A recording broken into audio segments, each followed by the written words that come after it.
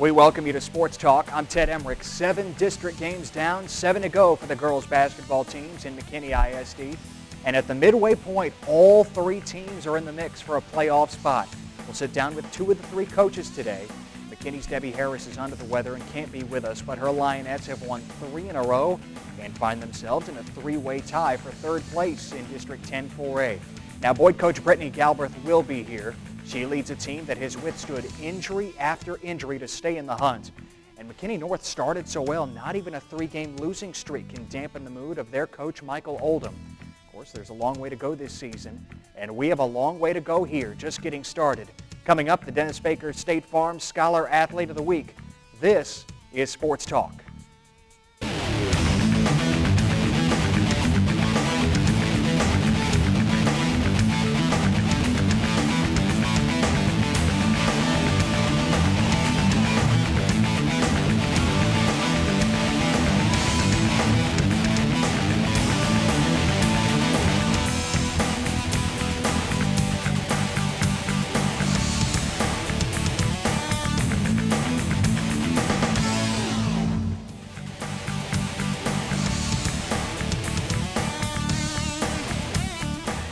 McKinney Boyd is within striking distance at the midway point of the district schedule. In fact, they're tied for 4th place in District 10 5A as Coach Bretagne Galbreath joins us now. And Bretagne, that's not so bad a spot to be in considering the rash of injuries you've had to deal with. Just when you return a key player, it seems like another one goes down. How difficult has it been this season to manage a team that hasn't really been at full strength all year? Ted, it's been very difficult. It's been tough. We only started out with 8 varsity players at the beginning of the season, and 4 of those young ladies got injured, and we've had to move up kids from the junior varsity who have stepped up and done well, gotten out there and competed on the court, and it's just been, it's hard to compete and be consistent when you're not sure who you're going to have out there from night to night on the court and playing together, and that team chemistry, trying to keep that going. It's been a struggle, but aside from that, I'm proud of the girls for battling through, and it's not easy to be injured and sit there on the sideline and have to cheer your teammates on, but those young ladies have kept their spirits up, and they've been there for their teammates, and and the ones that have been out there battling on the court, I couldn't be more proud of them. They have given it their all every night and tried to stay together and stay positive and just keep pushing through. And like you said, to be sitting 4th place right now, tied with Lakeview and Rowlett, not a 1st place finish like we wanted this season, but we're certainly still in the hunt for the playoffs, and that's still our goal with these last 7 games. No doubt about it. Halfway through, second half to come. And we look back at some of the highlights from this past month as Boyd first played Garland to open 2012. Speaking of battle, that's what this was, a 55-40 loss to the Owls. And really, by far the most devastating injury for your team this year, Bretagne, was the loss of your starting point guard, Sayana Arredondo, out with a knee injury. She was your only senior on the roster, and you don't just replace her at this point. It has to be a collective effort. You talk about bringing JV kids up. What do you expect from those kind of players, including your sophomore Natalie Mena, as this season progresses? Well, losing Sienna this season, it's been hard. Her leadership and her character and the type of kid that she is and how she plays on the court, it's hard to replace. It may be irreplaceable, but collectively, we're having to step up and fill those perimeter positions. And Natalie Mena is a sophomore guard that we've moved up, and in this Garland game, she's number 20 there.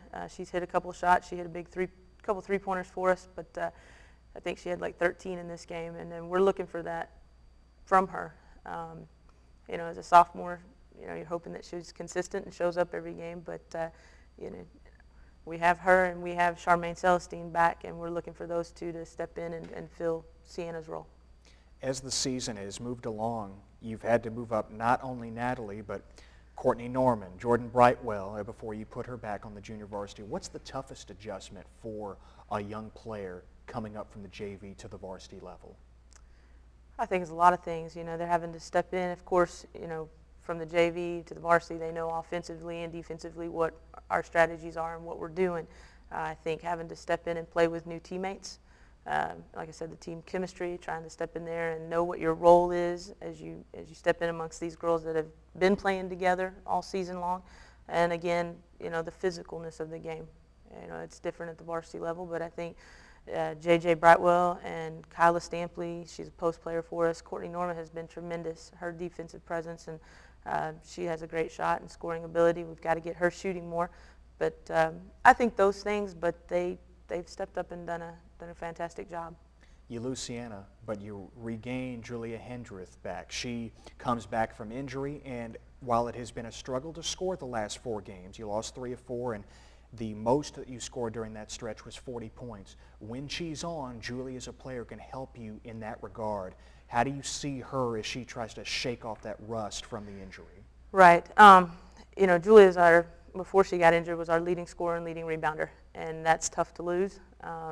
But now that she's back, Saxe was her first game back on Friday night, and it's kind of like we told her, you know, you can't put the Superman cape on and go out there and, you know, 20 and 20. It's hard to do that coming off an injury and not being in practice but a couple of days.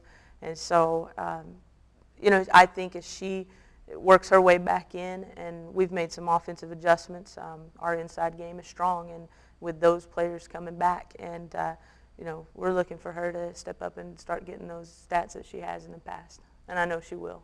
In the meantime, you've had to rely a lot on Michaela Gonzalez. She had 13 points in that 20-point loss to Saxe on Friday night. She's your leader in just about every sense of the word right now, isn't she? Yes, sir. Michaela is the type of kid that just leaves her heart on the floor.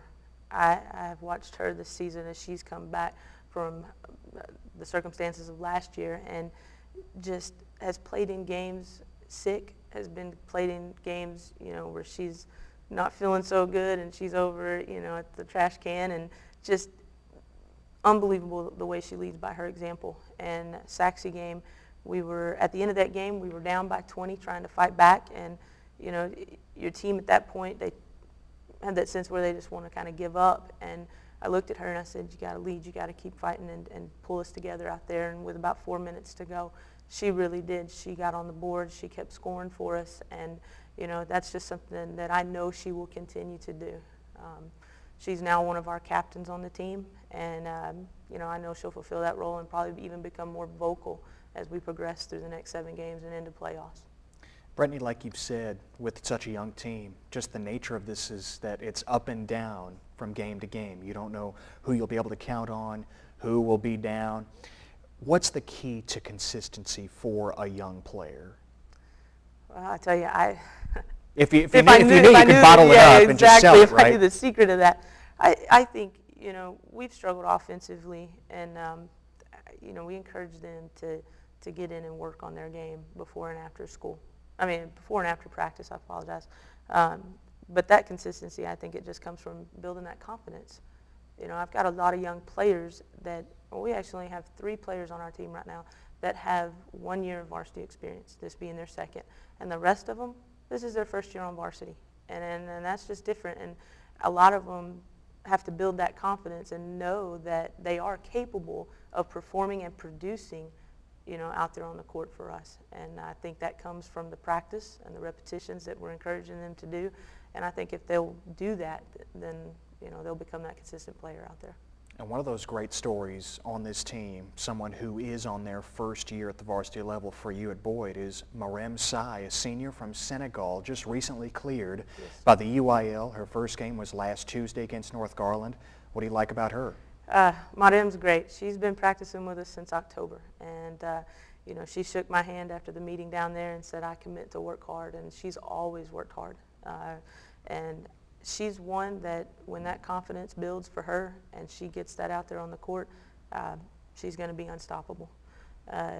She has an arm span as wide as ever, and I think she had 3 or 4 blocks against North, and you know, the scoring ability. She gets those rebounds for us in there, and it's just getting her to have that confidence to go back up strong with it and finish instead of kicking it back out. But I look for her to be a integral part of our success as we finish out. Rowlett is next up on the schedule, a team that you're tied with for 4th place in the district, and also a team you beat by 20 in the district opener. How do you feel about round 2 with the Lady Eagles? It's going to be tough. You know, they are doing well. They've beaten teams, you know, that we've struggled against in the first round. And they're the only team that we out-rebounded the first round of district. And that's something that we've been focusing in on in practice and stuff, is our defense and our blocking out. And the girls know that to be successful and to get those wins, we've got to take care of that on that end of the court. Oliver Kidd, she had 17 against us last time. We know that she's somebody that we're going to have to shut down and handle. But I think that with the practices that we've had, with the kids that have come back and that team chemistry that we're building out there, you're going to see a different team and a stronger team this second round of district. Yeah, Brittany, with 7 games left, you're tied with Lakeview and Rowlett for 4th place. What's going to be the key to holding those 2 off and putting yourself in position for another playoff trip? You just mentioned rebounding. I'm sure that's one of the many critical elements for your club. Right.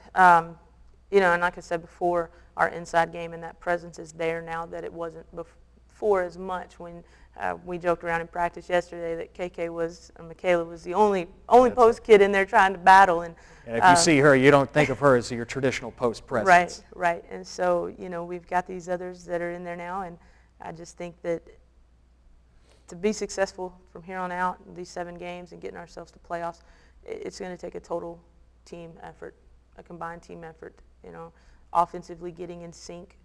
We've, like I said, adjusted some of our offenses and put in some new things to look at, and we'll see how it goes tonight. And if it doesn't work so well, then we'll go back to the drawing board and we'll make other adjustments. But I think them getting in sync with that, and then just that defensive intensity and that pressure that we can bring to teams, and I know those girls can do it, and they'll put the focus on the block out and get those rebounds. And I think if we take care of those things, you know, we'll be right there where we want to be at the end when the 7 games are over, and hopefully a 2nd or 3rd place finish in district and going on into playoffs. Brittany, thanks so much for the time. Best of luck the rest of the year. Thank you, Ted. Bretagne Galbreath, head coach of the Boyd Lady Broncos. Last year, they finished 7-0 in the second half of district play, clinched the number 2 seed, and Boyd is certainly looking to finish strong again this year.